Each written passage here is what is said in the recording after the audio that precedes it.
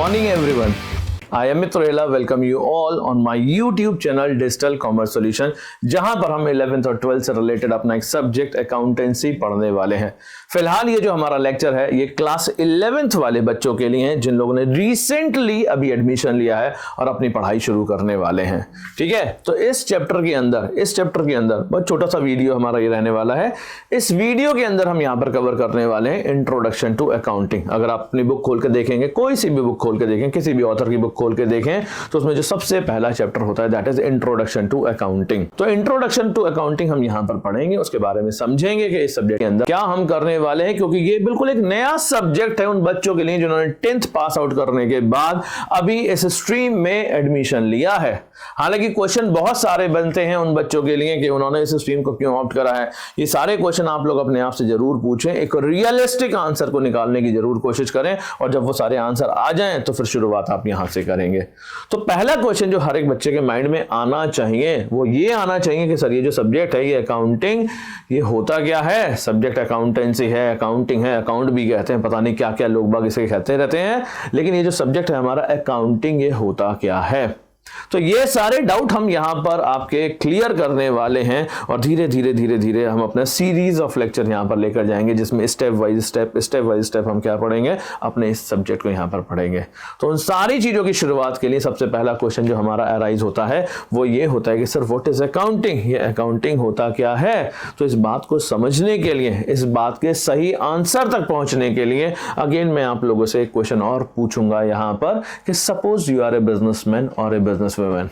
एक क्वेश्चन आप लोग अपने आप से पूछें कि सपोज अगर मैं एक बिजनेसमैन हूं या मैं एक बिजनेस वुमेन हूं, in that case what will be the two question in my mind. तो मेरे दिमाग में ऐसे कौन कौन से दो सवाल हैं जो आएंगे, मेरे दिमाग में ऐसे कौन कौन से दो सवाल हैं जो आएंगे। अगर आप यहीं पर वीडियो को पॉज करके सोचें थोड़ा सा कि अगर मेरा भी एक बिजनेस है, मैं एक बिजनेस करता हूं या करती हूं, तो उस कंडीशन में मेरे दिमाग में कौन कौन से दो सवाल आएंगे, तो वो आप सोचें तो आपको कुछ आंसर्स मिलेंगे। कुछ बच्चे कहेंगे सर अपनी सेल को कैसे इंक्रीज करें, कुछ कहेंगे सर परचेज कहाँ से करना है, कुछ कहेंगे सेल कैसे करना है, कुछ कहेंगे किस चीज का बिजनेस करना है। तो there are an number of question जो आपके माइंड में आएंगे, और ये तो मैंने कुछ एग्जांपल दिए, इसके अलावा मल्टीपल क्वेश्चन जो है वो आपके माइंड में आएंगे। लेकिन अगर मैं जर्नल वे में बात करूं तो हर एक बिजनेसमैन के या हर एक बिजनेस वुमेन के माइंड में ये दो जनरल क्वेश्चन चलते हैं। ये मेरी प्रैक्टिकल ऑब्जर्वेशन है, इसके अकॉर्डिंग मैंने जितने भी बच्चों से आज तक पूछा है तो उनका फाइनल आउटकम में ये दो ही आंसर निकल कर आए। और कहीं ना कहीं अगर आपने भी सोचा है रियलिस्टिक मैनर में तो आपके भी दोनों क्वेश्चन इन दोनों से लिंक करेंगे।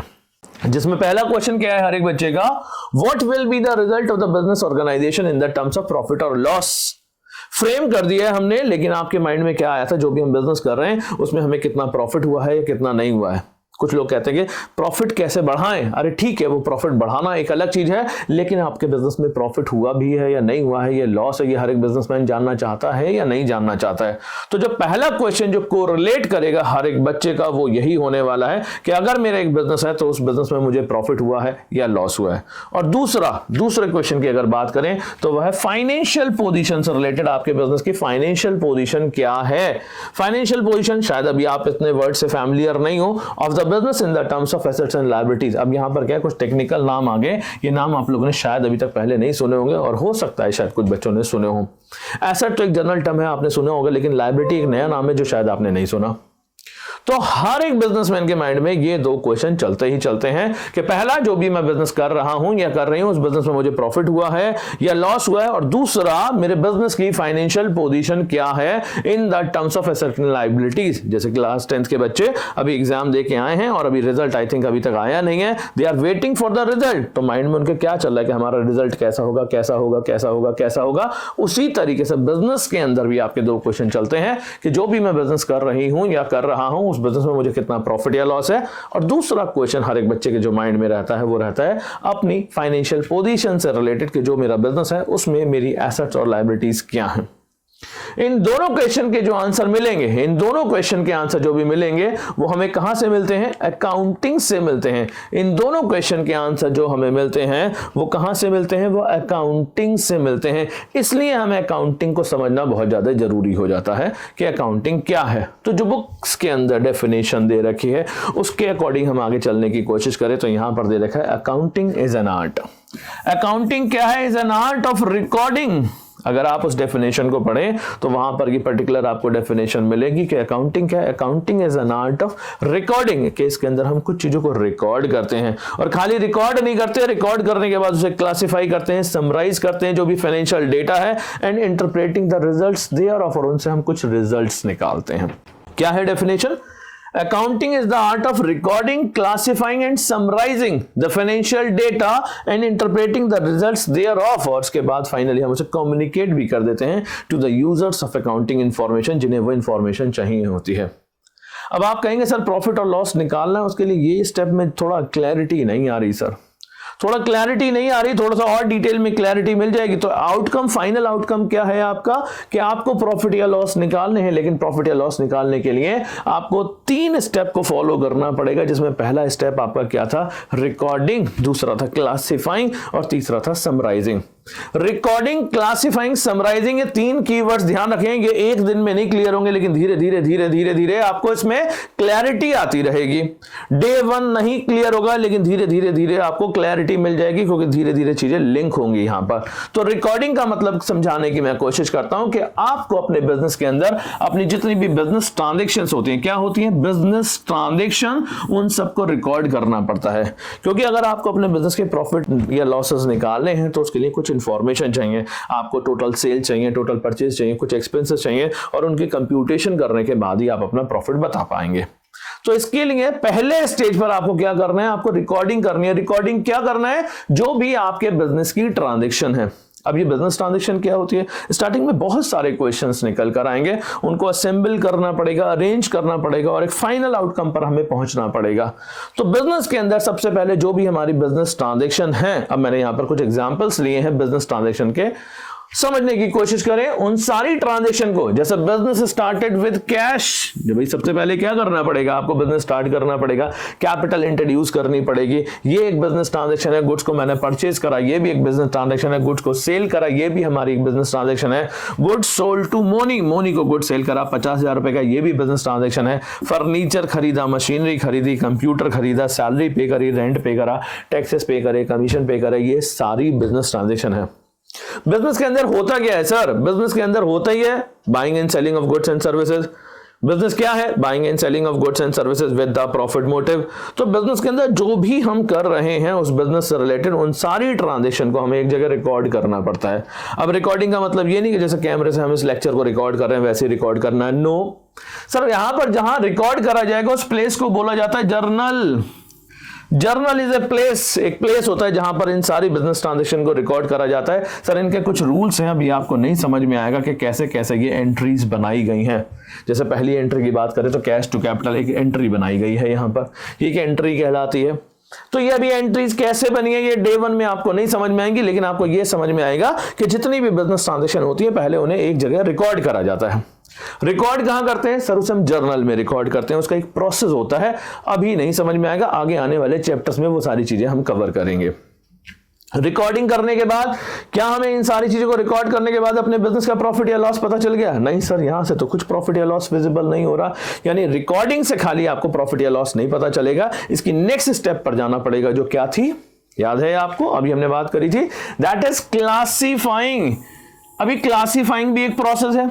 इसके अंदर क्या करते हैं? जो भी अभी हमने अपना जर्नल एंट्रीज बनाई हैं, जो भी अभी तक हमने अपनी जर्नल एंट्रीज बनाई हैं, अभी अपने पीछे देखा था, ये सारी जर्नल एंट्रीज को आपको क्लासिफाई करना पड़ता है थ्रू द लेजर अकाउंट। यानी लेजर नाम की एक चीज यहां पर बनेगी जिसमें हर एक सेपरेट अकाउंट खोला जाएगा, यानी हर एक सेपरेट अकाउंट को ओपन करा जाएगा। ये भी एक प्रोसेस होता है, सारी चीजों को सेपरेट करा जाएगा। जितने भी अकाउंट यहां पर आए हैं, चाहे वो कैश आया है, कैपिटल है, फर्नीचर है, परचेजेस है, XYZ ट्रेडर्स है, रेंट है, कैश, डिस्काउंट, सेल, इन सारे अकाउंट्स को ओपन करा जाएगा और अरेंज करा जाएगा एक सीक्वेंस में। उसका भी सर एक प्रोसेस होता है, अभी नहीं समझ में आएगा, आगे समझ में आएगा। तो उन सबको अरेंज करने के बाद क्या हमें प्रॉफिट या लॉस पता चल गया? क्या नहीं सर, यहां पे भी कोई प्रॉफिट या लॉस नहीं पता चला। क्यों? क्योंकि इसके बाद एक कीवर्ड और था जो हमने पढ़ा था, एंड दैट वाज समराइजिंग। कि हमें क्या करना है, उन सारी चीजों को समराइज करना है। समराइज करने के भी कुछ टूल्स होते हैं, यहां पर हमें बनाना पड़ता है ट्रेडिंग P&L और बैलेंस शीट। हाँ, ये नाम सर थोड़ा सा सुना हुआ लग रहा है, ये हमने सुने हैं सर, अपने अकाउंट्स मेंटेन करने पड़ते हैं, ट्रेडिंग P&L बैलेंस शीट वगैरह बनानी पड़ती है। तो जब हम ये लास्ट स्टेज पर पहुंचते हैं, हमें इस स्टेज पर पहुंचते हैं और हम कुछ अकाउंट मेंटेन करते हैं, वो अकाउंट कुछ देखने में ऐसे होते हैं जैसे ये ट्रेडिंग अकाउंट है कि हमने ओपनिंग स्टॉक यहां लिख दिया, परचेज लिख दिया, वेजेस, कैरेज इनवर्ड, फ्रेट वगैरह लिख दी, सेल्स लिख दी, क्लोजिंग स्टॉक लिख दिया और इनको बैलेंस करा। बैलेंस करने के बाद हमें यहां पर पता चलेगा कि हमारे बिजनेस में हमें कितना ग्रॉस प्रॉफिट हुआ है या ग्रॉस लॉस हुआ है। और खाली यहां से नहीं, इसके बाद अगर हम बात करें तो समराइज करने के लिए हम एक P&L अकाउंट भी बनाते हैं। P&L अकाउंट देखने में कुछ ऐसा होता है, ठीक है। यहां पर एक P&L अकाउंट का हमने फॉर्मेट ले लिया है, इसमें सारे एक्सपेंसेस वगैरह जितने भी हैं वो सब हम शो करते हैं और फाइनली जो इसका आउटकम निकल कर आता है, that is your net profit और net loss as the case में भी। तो यहां पे भी समराइजिंग में भी कुछ होता है, ठीक है। तो समराइज ट्रेडिंग और P&L अकाउंट के थ्रू करा और फाइनली एक काम और करना होता है समराइजिंग के लिए, हम यहां पर अपनी एक बैलेंस शीट भी बनाते हैं। एक एग्जांपल हमने बैलेंस शीट का भी ले लिया। बैलेंस शीट क्या होता है? Simply the statement of assets and liabilities. हमारी जितनी भी लायबिलिटीज हैं वो सब और जितनी भी एसेट्स हैं, चाहे वो गुडविल है, पेटेंट है, बिजनेस प्रीमिसेस है, land, building, plant, machinery, furniture, fixture, जितनी भी एसेट हैं उन सबको यहां पर रिकॉर्ड करते हैं। और फाइनली जब हम उसको समराइज कर लेते हैं तब हमें अपने बिजनेस के उन दोनों क्वेश्चन के आंसर मिल जाते हैं जो सबसे पहले हमने यहां पर पूछे थे।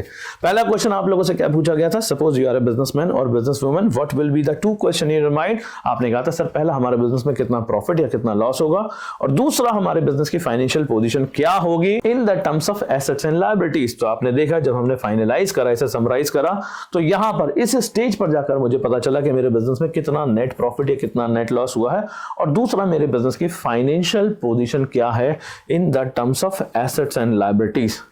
तो इसके लिए हमें क्या करना पड़ता है? हमें अपने बिजनेस के अंदर सारी बिजनेस ट्रांजैक्शन को आपको सबसे पहले रिकॉर्ड करना पड़ेगा। हमने देखा था ना, सबसे पहले स्टार्टिंग में हमने उन सारी चीजों को कहां पर रिकॉर्ड करा था? सर हमने जर्नल में रिकॉर्ड करा था। Journal is a place, journal नाम की एक चीज होती है। डे 1 अभी भी कह रहा हूं कि बहुत ज्यादा क्लैरिटी नहीं मिलेगी, लेकिन हाँ आपको एक लिंक मिल जाएगा कि किस तरीके से हम यहां पर इन चीजों को बनाते हैं और कैसे कैसे वो चीजें यहां पर लिंक होंगी और फाइनल हमारा मोटिव क्या है अकाउंटिंग का। तो मेरे इस लेक्चर का जो पर्पस है वो हमें ये समझ में आना चाहिए एग्जैक्टली कि हम अकाउंटिंग करते क्यों हैं।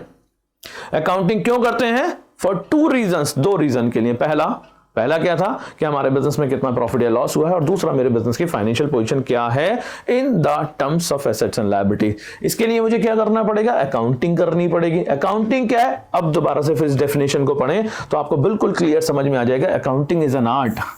अकाउंटिंग क्या है? एक आर्ट ऑफ रिकॉर्डिंग, जिसके अंदर हमें क्या करना है? रिकॉर्ड करना है। किस चीज को?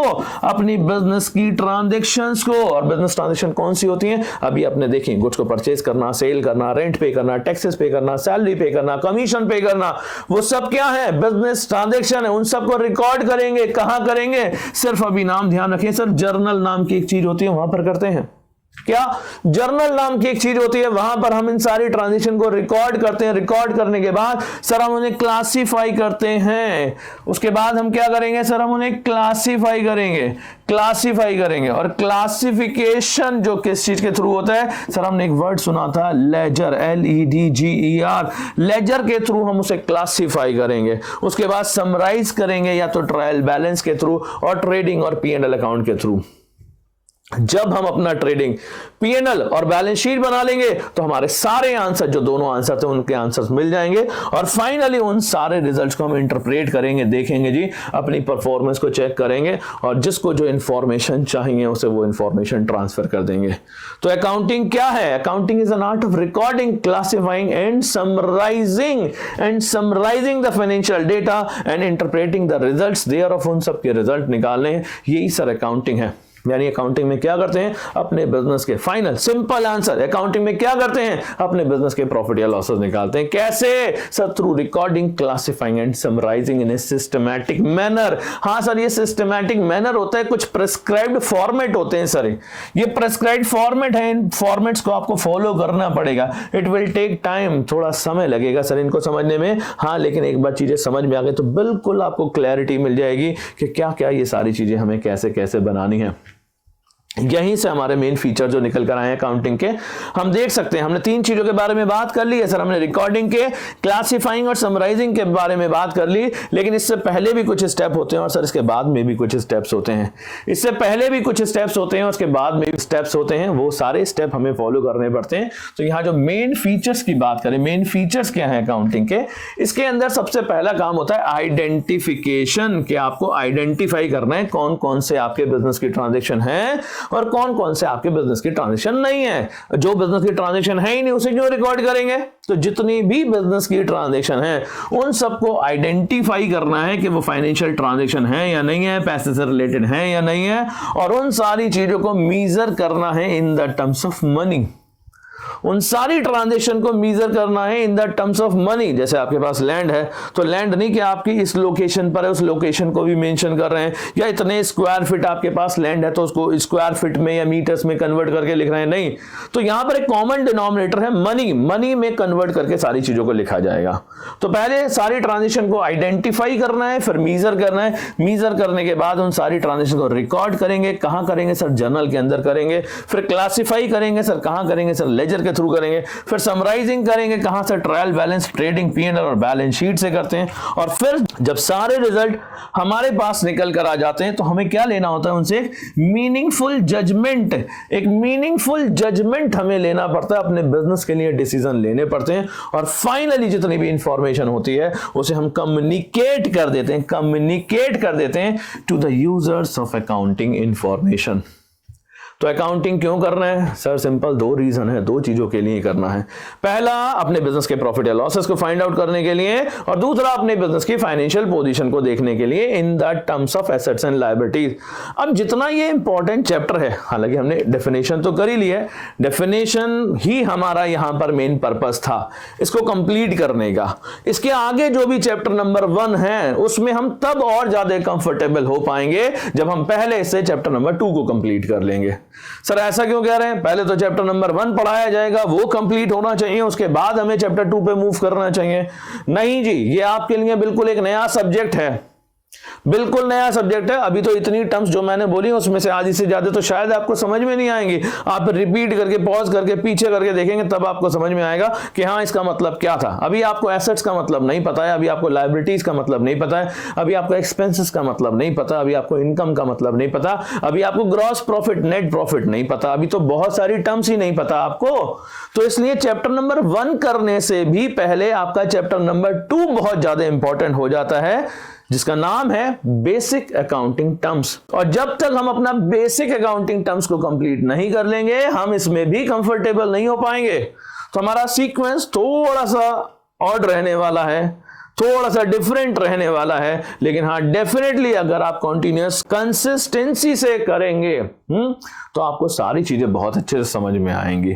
तो बहुत ध्यान से आप इसको समझें, और अगर चीजें अच्छी लगी हो तो अपने फ्रेंड सर्कल में, अपने दोस्तों के साथ शेयर भी कर सकते हैं, जिससे उन्हें भी अकाउंटिंग का प्रॉपर मतलब समझ में आ जाए। And be ready for the next videos. अब हम यहां पर अपने वीडियोस डालते रहेंगे, क्लास 11 से भी रिलेटेड और क्लास 12 से भी रिलेटेड। पहले स्टार्टिंग हमने क्लास 11 से करी है, तो हम क्लास 11 के कुछ लेक्चर्स को कंप्लीट करेंगे। आफ्टर दैट इसी चैनल पर आपको क्लास 12 के भी वीडियोस मिलेंगे। Thank you very much. फिर जल्दी से मिलते हैं चैप्टर नंबर 2 के लिए, जिसका नाम है बेसिक अकाउंटिंग टर्म्स। तो नेक्स्ट लेक्चर में आपको क्या मिलने वाला है, बेसिक अकाउंटिंग टर्म्स। चैप्टर थोड़ा बड़ा होगा, that will be divided into 2 to 3 parts, 2 से 3 पार्ट में वो हमारा डिवाइडेड रहेगा। तो अभी आपको क्या करना है, सिंपली अकाउंटिंग की डेफिनेशन करनी है और रिकॉर्डिंग, क्लासिफाइंग, समराइजिंग को समझना है, that's it. Thank you very much, मिलते हैं जल्दी से।